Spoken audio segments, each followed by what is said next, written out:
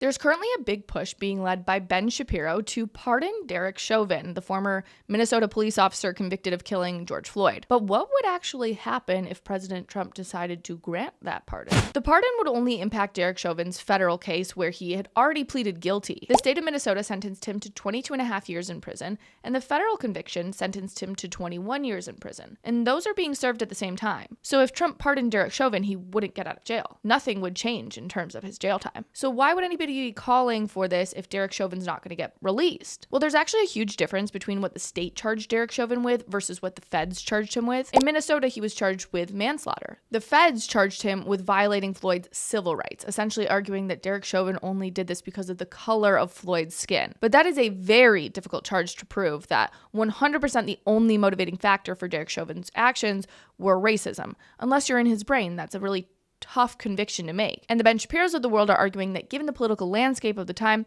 the jury was almost forced to convict him even if there wasn't evidence there. But whether you agree or disagree with this, it's really not going to change the quality of life for Derek Chauvin.